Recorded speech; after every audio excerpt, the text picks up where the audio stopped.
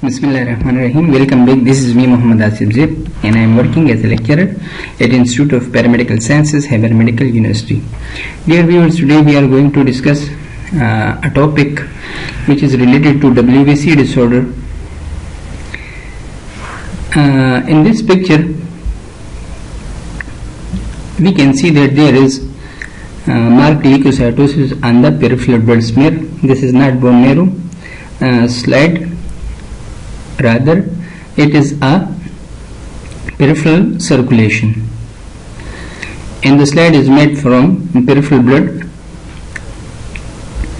In this slide, we can see that there is marked leukocytosis present in this picture. All these are WBCs, but these are not normal WBCs, but it is abnormal WBCs. We can assume that the count of this smear would be much higher. Maybe it may be 1,50,000 or 1,60,000 count. Dear viewers, just remember that on the peripheral blood smear we can just assume that the count may be like 1 lakh or 1,50,000 or 1,60,000, but we cannot exactly say that the count may be 150, but we can assume that it may be 150, 160. In this picture we can see that there are some mature cells like neutrophil. This is neutrophil, this is neutrophil, this is neutrophil, this is also neutrophil, but there are some other abnormal cells also present, like immature cells of granulocytes.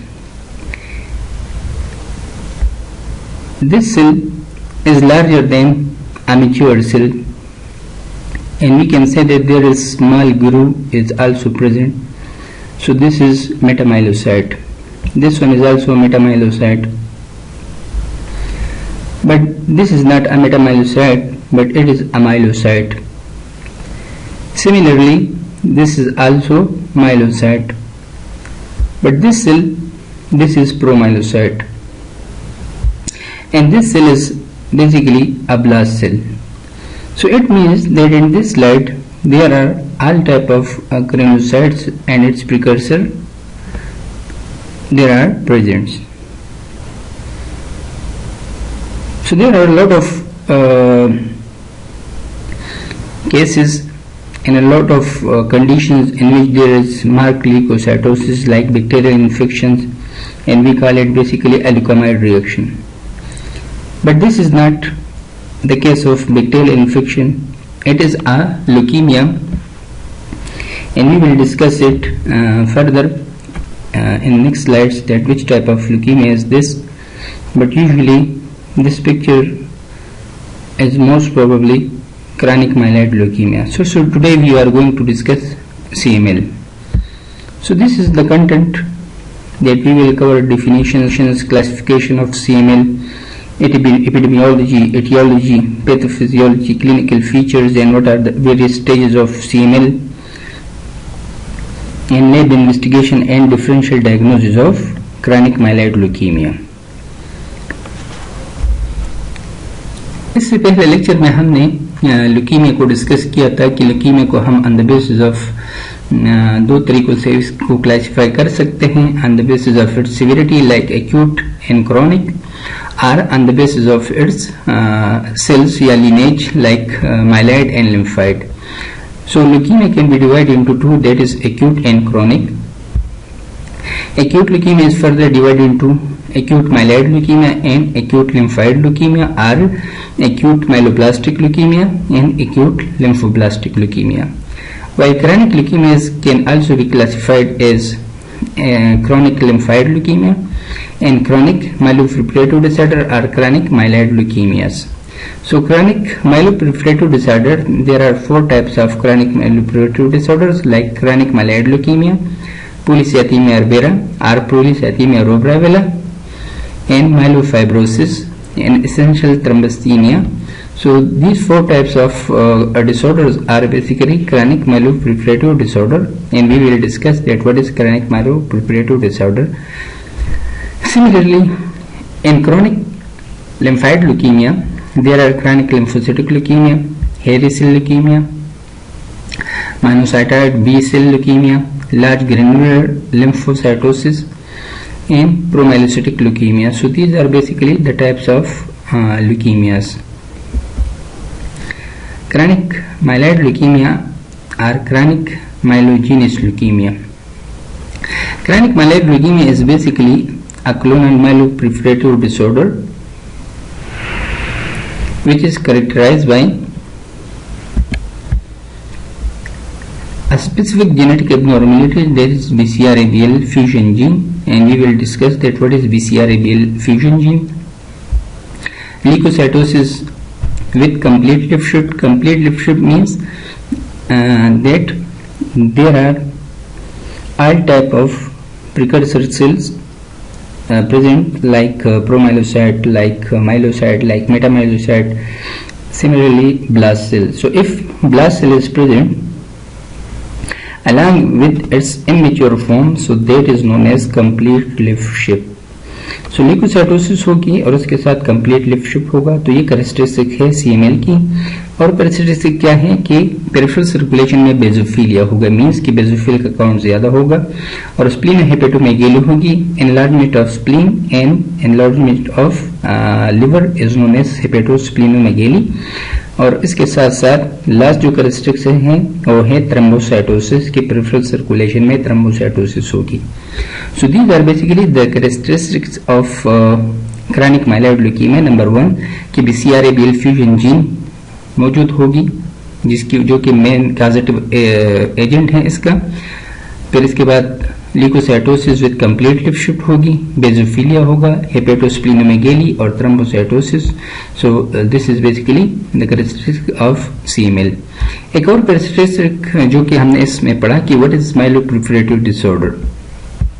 So myeloproliferative disorders, और myelo means bone marrow, proliferative means जिसमें proliferative होती हैं, और disorder means disorder. तो वो disorder जिसमें bone marrow में जितने भी सेल लाइन्स होती हैं या एक खास स्पेसिफिक सेल लाइन उसकी प्रोलिफरेशन इंक्रीज होगी बोन मैरो में, तो उसको हम कहते हैं माइलोप्रोलिफरेटिव डिसऑर्डर। या हम एक और तरीके से भी इसको डिफाइन कर सकते हैं कि माइलोप्रोलिफरेटिव डिसऑर्डर वो डिसऑर्डर है जिसमें माइलॉइड सेल्स की प्रोलिफरेशन इंक्रीज होती है। अब इस CML में माइलोप्रोलिफरेटिव डिसऑर्डर क्यों है? इसीलिए है कि इसमें माइलॉइड सेल्स की यानी ग्रेन्युलोसाइट जो है उसकी प्रोलिफरेशन बहुत ज्यादा इंक्रीज हो जाती है। फर्स्ट स्लाइड जो हमने देखी कि हमने कहा कि इसमें जो TLC है या ल्यूकोसाइट काउंट है वो तकरीबन 1,50,000 और 1,60,000 होगी। तो इट मीन्स कि बोन मैरो में जो माइलॉइड सेल्स हैं उसकी प्रोलिफरेशन बहुत ही ज्यादा है। So myeloproliferative disorders are group of disorder that are considered clonal malignancies of hematopoietic stem cells are its precursor.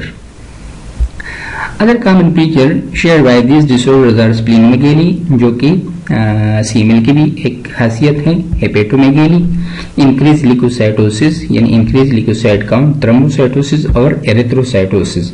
Erythrocytosis ये CML में नहीं होती, लेकिन जो एक और डिसऑर्डर है जिसको हम कहते हैं पॉलीसाइथेमिया रूब्रा वेरा, जिसमें एरिथ्रोसाइट्स की क्वांटिटी बहुत ही ज्यादा हो जाती है। इसलिए माइलोप्रोलिफरेटिव डिसऑर्डर में ये सारी चीजें मौजूद होती हैं, मींस के हेपेटोस्प्लीनोमेगेली, ल्यूकोसाइटोसिस, थ्रोम्बोसाइटोसिस और एरिथ्रोसाइटोसिस। सो ये डिसऑर्डर्स हैं जैसे chronic myeloid leukaemia, myelofibrosis with myeloid metaplasia, polycythaemia vera और पॉलीसाइथेमिया रूब्रा वेरा और essential thrombocythemia. So these are 4 types of myeloproliferative disorder and CML is one of the myeloproliferative disorder. Now WHO ने भी इसको classify किया है chronic myeloproliferative disorder को। सो WHO classification क्या है? क्रॉनिक माइलोजेनियस ल्यूकेमिया जैसे CML, और इसमें है फिलाडेल्फिया क्रोमोसोम, एक स्पेसिफिक ट्रांसलोकेशन है, इसको हम डिस्कस करेंगे, ट्रांसलोकेशन 922 और BCR-ABL positive. Chronic neutrophilic leukaemia, इसमें न्यूट्रोफिल्स की क्वांटिटी ज्यादा होती है, जबकि जो इमेच्योर फॉर्म्स हैं जैसे माइलोसाइट है, प्रोमाइलोसाइट है, वो मोस्टली नहीं होते, सिर्फ न्यूट्रोफिलिक ल्यूकोसाइटोसिस होती है, लेकिन क्रॉनिक। क्रॉनिक का मतलब इसमें यह है कि परसिस्टेंटली इसको 6 महीनों तक ऑब्जर्व किया जाता है, और अगर 6 महीनों तक परसिस्टेंटली न्यूट्रोफिल का काउंट इंक्रीज होता है तो इसको हम कहते हैं chronic neutrophilic leukaemia. Similarly chronic eosinophilic leukaemia या हाइपर इजिनोफिलिक सिंड्रोम, इसको भी 6 महीनों तक पेशेंट्स को फॉलो किया जाता है। अगर 6 महीनों तक पेशेंट्स के इजिनोफिल काउंट परसिस्टेंटली इंक्रीज रखते हैं और उसको कोई एलर्जिक रिएक्शन या पैरासिटिक इन्फेक्शन नहीं होता तो उसको भी हम क्लासिफाई करते हैं क्रॉनिक इजिनोफिलिक ल्यूकीमिया में। इसी तरह पॉलीसाइथेमिया रूब्रा वाला, chronic idiopathic myelofibrosis, essential thrombocythemia and chronic myeloproliferative disorder unclassified। Unclassified कि इनकी प्रॉपर्टी इन सब के साथ मैच नहीं करती तो इसको फिर हम इसको क्लासिफाई कर देते हैं अनक्लासिफाइड में। Now there are some characteristic of chronic myeloproliferative disorder के how we can differentiate other chronic myeloproliferative disorder from CML or from each other। तो ये है chronic myeloproliferative disorder like chronic myelogenous leukemia, polycythemia rubra वगैरह, myelofibrosis और essential thrombocythemia। ये cell line है कि which cell line is basically affected। This is WBC count, this is bone marrow fibrosis, this is Philadelphia chromosome and this is organ involvement or organomegaly। So first chronic myelogenous leukemia कि इसमें जो cell line है वो है myeloid cell line, इसमें affected है और myeloid cell line में मोस्टली जो ग्रेन्युलोसाइट्स होते हैं they are basically affected. So TLC in this disorder definitely will be increased, while in bone marrow fibrosis this is variable। Variables mean that in some patient there will be myelofibrosis or fibrosis, while in other patient there will be no myelofibrosis। Just remember that myelofibrosis basically depend upon the amount of megakaryocyte in the bone marrow। If the amount of megakaryocyte in bone marrow is increased, so there will be myelofibrosis। Philadelphia chromosome in chronic myeloid leukemia is positive और present और spleen हेपेटोमेगेली मौजूद होती है। Now polycythaemia vera कि इसमें एरिथ्राइड series mainly effect होती हैं और उसके साथ साथ मेगाकेरोसाइट और माइलाइड यानी ग्रेन्युलोसाइट भी इसमें इफेक्ट होती हैं। अब अगर इस पॉलीसाइथेमिया को हम डिफरेंशिएट करें माइलोजेनस ल्यूकीमिया से तो इसमें एरिथ्राइड सीरीज है, माइलाइड सीरीज है और मेगाकेरोसाइटिक सीरीज है, जबकि यहाँ पर सिर्फ और सिर्फ माइलाइड सीरीज है। WBC काउंट इसमें भी इंक्रीज होती है लेकिन बोन मैरो फाइब्रोसिस नहीं होती और इसमें फिलाडेल्फिया क्रोमोसोम नेगेटिव है। लेकिन इसमें एक और चीज होता है माइलोफाइब्रोसिस विद माइलाइड मेटाप्लेजिया में कि इसमें JAK2 म्यूटेशन पॉजिटिव होती है। माइलोफाइब्रोसिस विद माइलाइड मेटाप्लेजिया कि इसमें जो सेल लाइन इफेक्ट है इसमें एरिथ्रोसाइट्स और फिर फिब्रोब्लास्ट बोन मैरो में ये इंक्रीज अमाउंट में होते हैं। इसी तरह WBC वेरिएबल यानी बाज पेशेंट में WBC काउंट नॉर्मल होगा और बाद में इंक्रीज होते हैं। इसको अगर हम दूसरे से डिफरेंशिएट करना चाहें तो इसमें के बोन मैरो में फाइब्रोसिस ज्यादा होती है।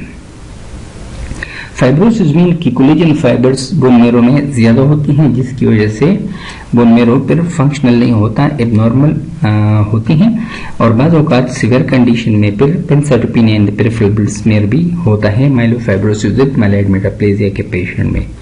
एसेंशियल थ्रोम्बोसिथेमिया में मोस्टली जो सेल लाइन इफेक्ट होते हैं वो है मेगाकेरोसाइट, मींस कि इसमें मेगाकेरोसाइट की क्वांटिटी ज्यादा होती है। WBC नॉर्मल, फाइब्रोसिस नहीं, जबकि फिलाडेल्फिया क्रोमोसोम इन पेशेंट्स में एब्सेंट होता है। Now, interrelationship of chronic myeloproliferative disorder. This is polycythemia vera, myelofibrosis, malign metaplasia, CML, ET, और this is acute non-lymphocytic leukemia. Advance conditions में कि पॉलीसाइथेमिया कौन कौन से स्टेजेस में जा सकती है और कौन कौन से डिसऑर्डर्स में जा सकती हैं। तो सबसे पहले पॉलीसाइथेमिया, अगर पॉलीसाइथेमिया को हम देखें तो इसमें 10 to 15% चांसेस होते हैं कि वो एक्यूट ल्यूकीमिया में इवॉल्व हो जाए, मीन ट्रांसफॉर्म हो जाए। फिर इसको हम कहते हैं एक्यूट नॉन लिम्फोसिटिक ल्यूकीमिया या transform acute non lymphocytic leukaemia या ट्रांसफॉर्म एक्यूट माइलाइड ल्यूकीमिया या एक्यूट लिम्फोब्लास्टिक ल्यूकीमिया।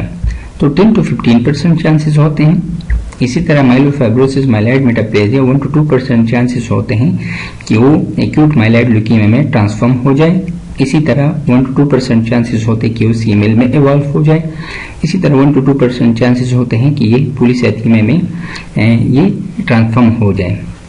इसी तरह पॉलीसाइथेमिया 10 to 15% ये एसेंशियल थ्रोम्बोसिनिया में ट्रांसफॉर्म हो सकता है। क्यों ये डिसऑर्डर्स एक्यूट ल्यूकीमिया में ट्रांसफॉर्म होते हैं या इंटरकन्वर्टेबल होते हैं, डिपेंड अपॉन कि कौन से क्रोमोसोम की एबनॉर्मेलिटी इसमें फर्दर एबनॉर्मेलिटीज आ सकती हैं।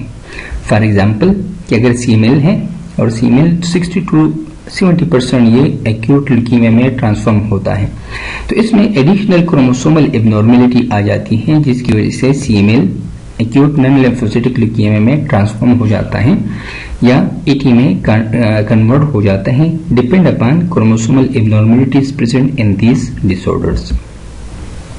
Now there are various synonyms of chronic myeloid leukemia like chronic granulocytic leukemia or chronic myelocytic leukemia or chronic myelogenous leukemia. So these are various synonyms of CML. Now classification of chronic myeloid leukemia. This classification is based on the presence or absence of Philadelphia chromosome, and what is Philadelphia chromosome we will discuss later on. Chromosomes. So classical CML with Philadelphia positive, जिसमें Philadelphia positive होते हैं, means कि इसमें Philadelphia chromosome होता है। इसी तरह Philadelphia chromosome negative CML of neutrophilic cells, CML of eosinophilic cells, and CML of myelomonocyte or फिर juvenile CML. So these are 6 classification of chronic myeloid leukemia, which is based on the presence or absence of Philadelphia chromosome and various precursor cells.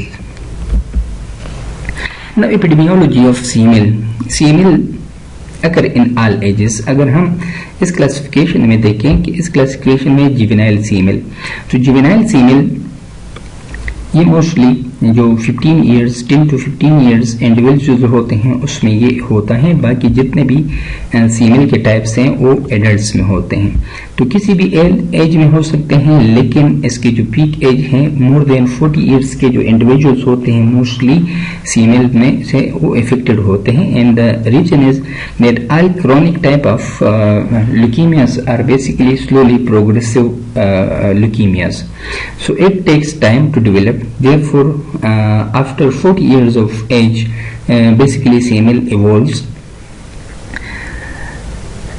More common in men, CML is more common in men because usually जो females है और चूंकि they are mostly stay at home, that's why CML is most common in men, and they are exposed to various agents जो कि हमने leukaemia में discuss किया इससे पहले लेक्चर में। काजेस और एटियोलॉजी ऑफ ल्यूकीमिया में हमने डिस्कस किया कि there are various factors which are involve in the progression of leukaemia और evolving of leukaemia, like chemicals, radiations और इसी तरह इन्फेक्शियस एजेंट्स। तो दीज एजेंट्स चूंकि एक्सपोज होते हैं मेन, इसलिए CML is most common in men. They represent 15 to 20% of all cases of adult leukemia in Western population. Now there are certain clinical features of CML, like there will be splenomegaly and hepatomegaly, gout-like symptoms. Gout-like symptoms because of increased concentration of uric acid, और uric acid चूंकि DNA से बनता है और CML में चूंकि count बहुत ही ज़्यादा होता है और इसलिए ज़्यादा न्यूक्लियस डिस्ट्रॉय होते हैं। न्यूक्लियस जब डिस्ट्रॉय होंगे तो उससे DNA निकलेंगे और DNA फिर फर्दर जब इसका एंड प्रोडक्ट निकलता है तो uric acid which then deposit in various joints, so gout like symptoms it will develop. Anaemia, hyper uricaemia, calcium level का इंक्रीज होना, hyperuricemia, bruising and hemorrhages from other side because platelet count, although कि initially CML के patient में thrombocytosis होती है, but these platelets are non-functional platelets, तो non-functional होते हैं इसलिए properly hemostasis नहीं होगी। जब properly hemostasis नहीं होगी तो इसलिए hemorrhages होंगे।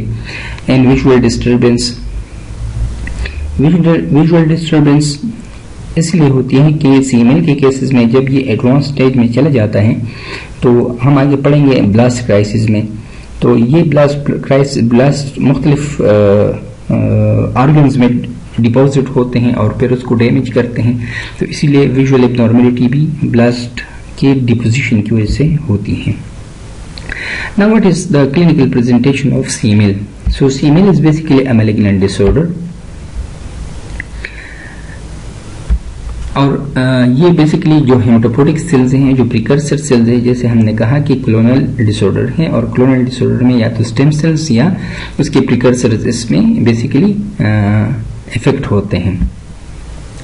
Disease originates from a single abnormal hematopoietic stem cells which proliferate over months and years, so that at a diagnosis, blood granulocyte will be increased in the peripheral circulation and as well as in the bone marrow. So the bone marrow become hypercellular. Now stages of chronic myeloid leukemia and the basis of its severity, like chronic myeloid leukemia, advanced stages और advance stages या chronic stages, और ये advance stages हैं। Advance का मतलब ये है कि जो इनिशियली जो पेशेंट्स आते हैं वो मोस्टली क्रोनिक फेज में आते हैं। There are 3 phases of CML: chronic phase, accelerated phase और ब्लास्ट क्राइसिस, जो कि एडवांस स्टेजेस हैं। और ये हमने क्लिनिकल क्लासिफिकेशन ऑफ सीमेल जब हम करते हैं तो इसको हम वेरियस स्टेजेस में डिवाइड करते हैं, जैसे क्रोनिक स्टेज या क्रोनिक फेज, एक्सेलरेटेड फेज और ब्लास्ट क्राइसिस में। So there are 3 phases of CML: chronic phase, accelerated phase और blast crisis. Now what is chronic phase?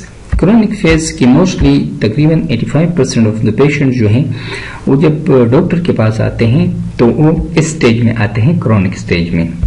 चूंकि क्रोनिक स्टेज इनिशियल है तो जब पेशेंट को स्टेज में फीवर डेवलप हो जाता है और उसके वेट लॉस शुरू हो जाता है, मोस्टली इन्फेक्शन इस स्टेज में होते हैं, तो इसलिए वो डॉक्टर के पास आते हैं। डॉक्टर उसको सीबीसी सजेस्ट कर लेता है, तो सीबीसी में फिर पता चल जाता है कि इस पेशेंट को सीमेल है। तो यूजुअली जो पेशेंट्स होते हैं वो एसिम्प्टोमेटिक होते हैं या माइल्ड सिम्टम्स होते हैं, जैसे हमने कहा कि फीवर है या वेट लॉस है या नाइट स्वेटिंग है। तो ब्लास्ट इस स्टेज में ल्यूकोसाइटोसिस होगी, लेकिन जब हम इसके डिफरेंशियल करते हैं, जैसे न्यूट्रोफिल कितने हैं या लिम्फोसाइट कितने हैं उसकी परसेंटेज पर हम देते हैं, माइलोसाइट कितने हैं, ब्लास्ट कितने हैं और प्रोमाइलोसाइट कितने हैं।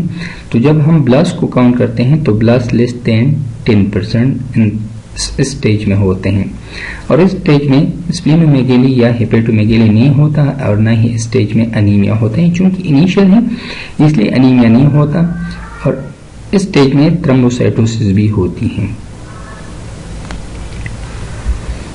लेकिन जब ये स्टेज एडवांस में चला जाता है तो ये एक्सेलरेटेड फेज में इवॉल्व हो जाता है। ये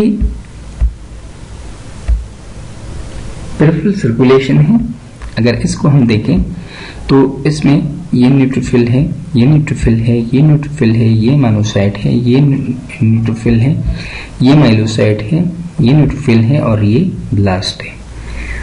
तो इसमें चूंकि ब्लास्ट कम है और बाकी जो सेल्स हैं मैच्योर सेल्स लाइक न्यूट्रोफिल ये ज्यादा हैं, फिर इसके बाद एक माइलोसाइट है, तो इसलिए इसको हम कंसिडर करते हैं क्रोनिक फेज में, और क्रोनिक फेज में ब्लास्ट लेस देन 10% होते हैं।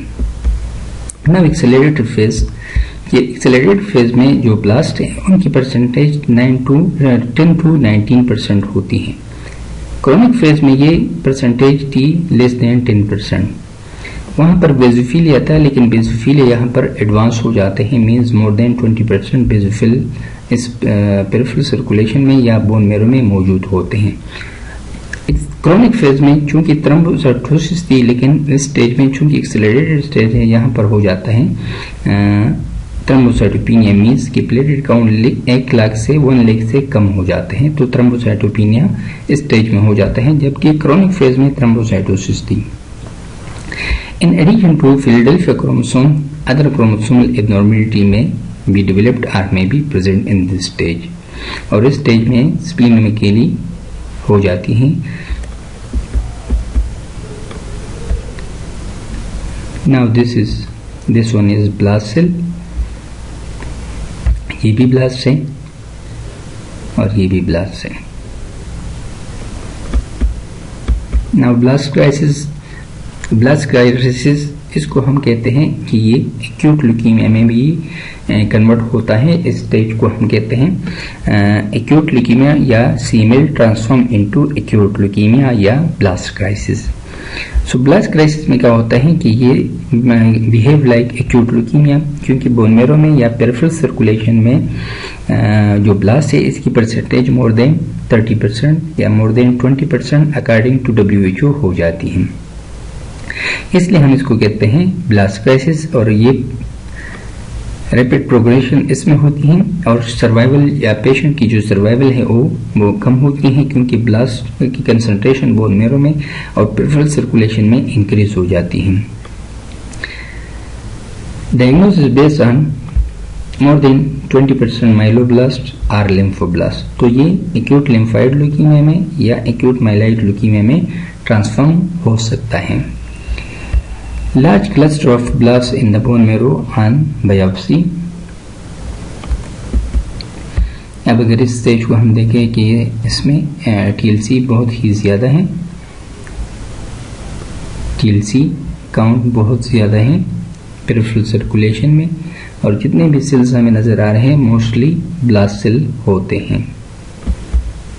अगर इस स्टेज को भी हम देखें तो इसमें भी ये न्यूट्रोफिल हैं, बाकी जितने भी सेल्स हैं ये सारे के सारे ब्लास्ट हैं सिवाय इस सेल के जो कि न्यूट्रोफिल है, तो इसलिए इसको हम कहते हैं ब्लास्ट क्राइसिस। ये लिम्फोब्लास्ट है। In cluster of blast cells present in the peripheral और bone marrow. Now what is the pathophysiology of CML? Pathophysiology हम नेक्स्ट क्लास में इंशाल्लाह डिस्कस करेंगे। Pathophysiology, diagnosis or differential diagnosis we will discuss in the next lecture. Thank you so much.